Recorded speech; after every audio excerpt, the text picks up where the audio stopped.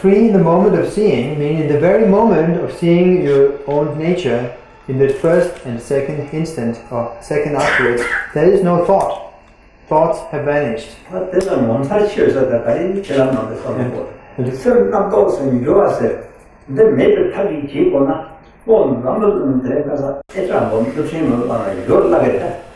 honestly, is there anything more fantastic than being totally free of thought? But even though it's just that short, because there's nothing else in this world that can totally bring a halt to thinking. You can blow up nuclear bombs and so forth and use all different techniques, but nothing really stops thoughts. But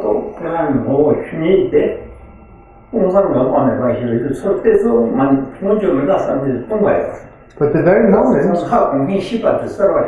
that you turn your attention towards your own mind, it is evident that it is simply an empty cognizance with no thing whatsoever.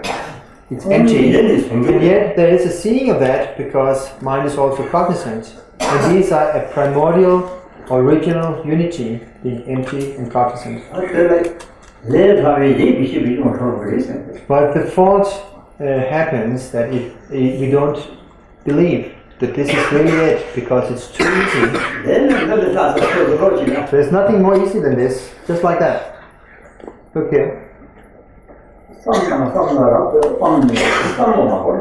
Don't think of anything, having totally abandoned thinker and what is thought of. In that moment, you've already seen that there's no thing to say. It's not something you gradually approach like a spirit entering. This is what is mentioned by the phrase, in one moment makes a difference. In one moment, complete enlightenment. That moment, like this, is the unmistaken Buddha mind. Don't project outwardly. Don't concentrate inwardly. Don't keep a stay in between. Totally give up any mental effort. This is what the old Menaki man called it's utterly or sheer emptiness. You don't need to block your five senses, not at all. Like this, but just remaining like this, everything is vividly experienced. But if you start to investigate and label, you are involved in thoughts.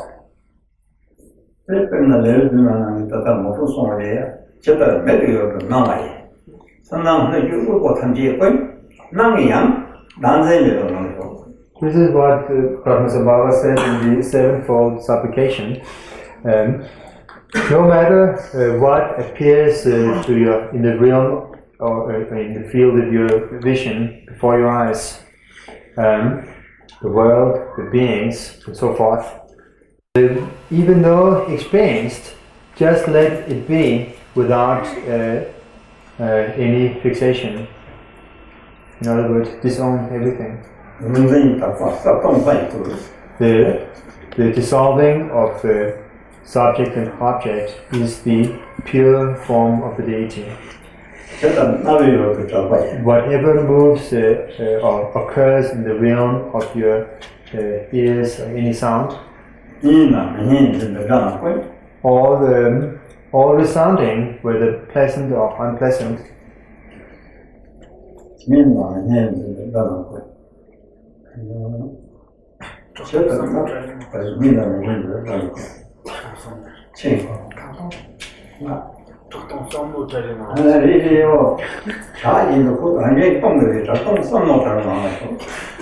just let be in the continuity of sound being emptiness, because no matter what resounds in your hearing is indivisible from emptiness.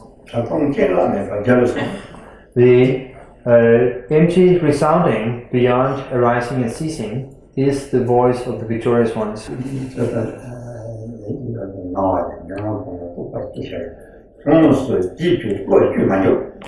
Do not get involved in concepts leading or following Je vais avancer le jour du truc. Yoga rasa ya ko chuko so yoga san ke tata samo ko no dal sa ya te ko ra ko thora chuko to ko ma te. By leaving your thinking to itself, it dissolves naturally into Dhammakaya. The thinking means our thoughts of this and that. If you just let it be, it naturally dissolves. After that, we on up the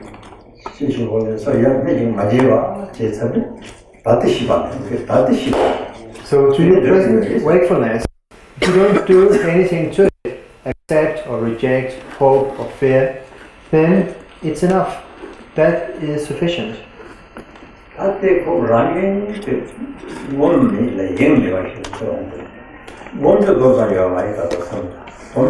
So what you naturally need to train in is to not imagine something by an act of meditating, but also not to be distracted for even a second.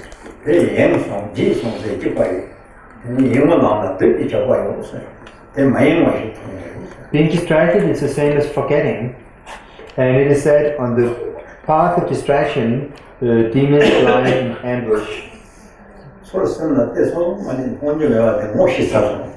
The moment you look towards and acknowledge empty cognizance, that is called having recognized. And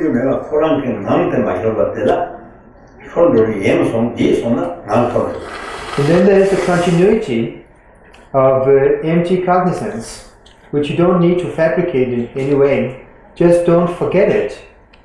Once you forget and start to think, then the continuity is lost. The moment you look, the empty cognizance is seen, recognized. And then allow the continuity of this seeing to continue or be sustained, but automatically. Then for an ordinary person, again a thought occurs. Then you remember, oh, I forgot. Then again acknowledge or notice who forgot and simply recognize again. And again you arrive back in the state of recognizing your natural face.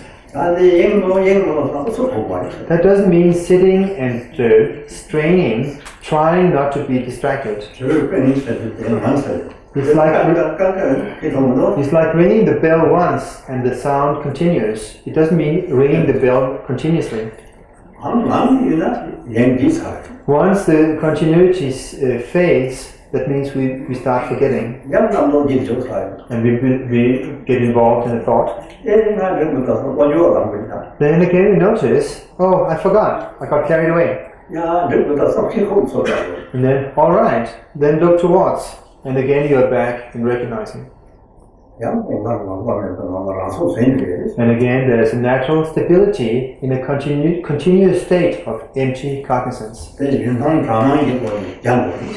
We need to train in that short moments many times. But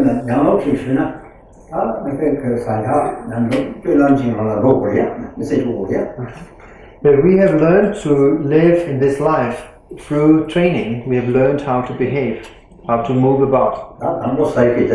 First we have to learn how to eat. So, sorry, I get this wrong.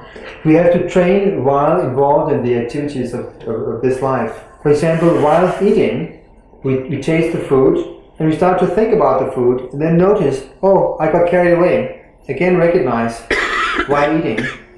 In that moment, you arrive back vividly in the state of the essence. Then you forget again. It gets lost. Then you, while walking about, moving in your room, you can still recognize the Buddha nature. When you lie down to sleep, if you're diligent, also recognize again. When you sit, recognize. Actually, there is no time when you are not allowed to recognize nature of mind. Even when you sit on the loo,